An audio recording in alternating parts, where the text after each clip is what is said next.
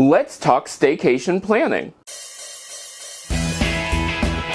Come on in, welcome to my home. We are talking staycation planning because I want this to be the best staycation ever, and I don't want to have to spend a lot of money to do this. Now, I have been researching staycations for a long time now, and there are some points that I agree on and some points I highly disagree on. So let's get started with this. First thing that I want you to do is get your house ready for your staycation.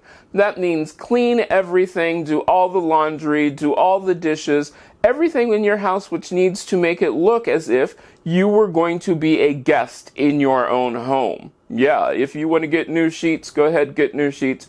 Buy new stuff if you want to. However, the whole goal is to not spend that much money. So let's just use what you have. I went for a beach feel in my house, so I tried to do what I could without spending any money whatsoever on the decor of my house. Yes, I went for that free beach feel, which I think I sort of accomplished without much work. Then the next thing after I did is I did all my laundry so that way I have clean clothes. And I took this one step further, which is going to make my staycation even feel more like a vacation. I packed. Yeah, I actually packed. Now, you don't have to go as far as put your clothes into a suitcase or anything, but if you lay out your clothes and have them all planned for your staycation, it's just one less thing that you have to worry about. And then the other thing that you can do is actually put your dirty clothes as you're on your staycation into a bag, or if you want to put them into your normal clothes hamper, you can. So that way when your staycation is over, you can do your laundry, but you don't have to necessarily look at that. That's really important.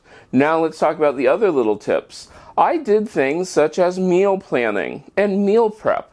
Yes, meal planning and meal prep is very important for a staycation so that way you're not trying to decide what it is you're going to eat. I have my whole week's worth of food all planned out and prepped, ready to go so I can cook it. And yes, there'll be a few nights that I am going to go out to eat, and I have that all worked in. But if I want to change it around, change it up, it's okay to do that. Now, normally I do not use paper plates and paper cups and paper napkins, and am I going to use it on my staycation? No.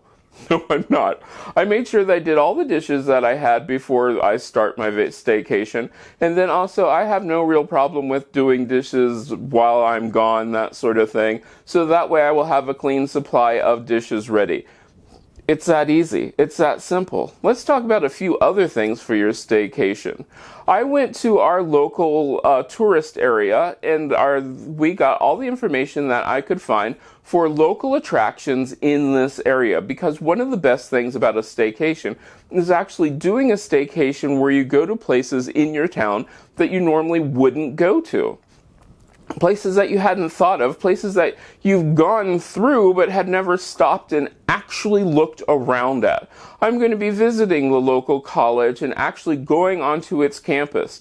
Some of the local neighborhoods that have historic houses on it, I'll be touring those, and I'll actually go out into the country and take some of those back roads that I've always wondered where they went to. It's a staycation. The whole goal of it is to have a lot of fun. When it comes to food, I planned out my drinks too.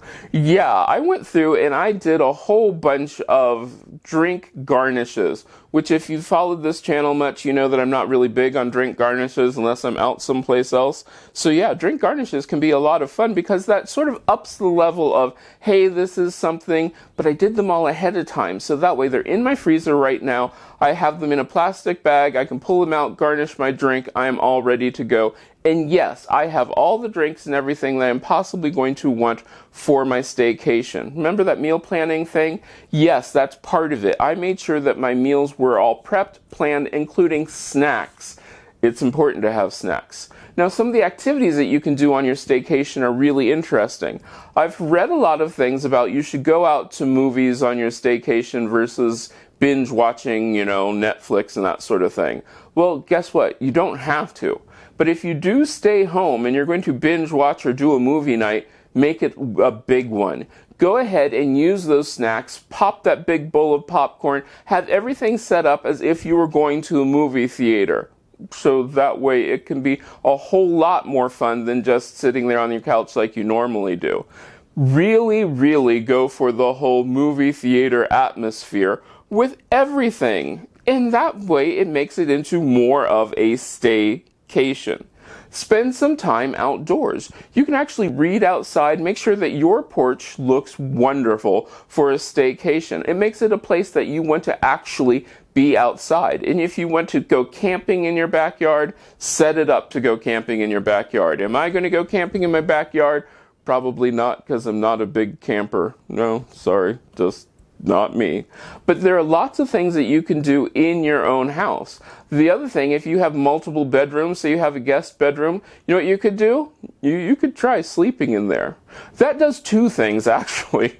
One, it helps you make sure that your guest bedroom is set up for, I don't know, guests, and it's just something different. It's something new. If you like going to a hotel where they have chocolates on your pillow when you come in at night, go ahead and do that. Get some chocolates, place them on your pillow. Have fresh flowers if you want. Go ahead and go for a walk in the woods. Go to the beach. There are lots of local things that you can do that cost no money whatsoever for a staycation. But you need to plan these things and check them out ahead to make sure that they fit with, one, what you want to do, and two, your budget. Because your budget is really important. If you're doing a staycation for purely monetary reasons, see if all these things are free. There are lots of free things. There are museums. There are concerts. We have a concert under the elm, which I'll probably go to on my staycation. Now, I did do my staycation around the 4th of July for a specific reason, because there are lots of events going on in the 4th of July, so I really don't have a lot to think about. There's lots of things I can go to, and you'll see those on my social media at cmcolemanhome, and you'll also see them when I do the full staycation report in a couple weeks. But it really is that simple. Planning out your staycation, having everything ready to go, making sure that you really are doing a staycation. It's like a vacation in your home. And the vacation part means that you have planned it ahead. You know what you're going to do. What if you're just going to read books for the entire week? Okay, that's really cool. It's your staycation. Now, a couple things to help you avoid, and one of the things which I thought was really weird. One of the things that they talk about is this little device. Yes, your phone, the internet. And they said one of the things you want to do is avoid using your phone, to which I say, not necessarily true. Here's the problem with that. Most of us now take pictures using our phone. It's really cool to take pictures using your phone. But if I try to avoid using my phone, but I want to have a lot of pictures from my staycation, are you seeing where the problem can happen? What they really mean is get off the grid and stop answering those work emails. There are going to be a few times where you might actually have to reply to something which is work related, because I know I have two incidences where I'm going to have to do something at 8 a.m. in the morning on a Tuesday and on a Thursday. If you follow this channel, you might know what that is. But you then can do those things and go. Make sure that people know that you are on a staycation and that you are not available to answer their emails. You can have an automatic reply set up, but it's up to you. Make sure that you get off the grid to the point where you're not doing work. Now, if you want to do fun things on Facebook, all social media, that sort of thing, feel free to do it. Don't feel that you have to live your staycation according to someone else's plans. The big thing about a staycation is get off the whole work cycle. Just do things different. And that's the other thing. You can get off your normal cycle. The cycle of you get up at a certain time, you don't sleep in, you don't take naps, you do all sorts of work. No, go ahead. Take naps. Don't mow the yard. You've gotten your house, you've gotten your yard, you've gotten everything all prepared. So relax, enjoy yourself, slow down, talk to people, take a walk in the neighborhood. Do your staycation the way that you would normally do a vacation. It's that easy. Put your feet up. Have some fun.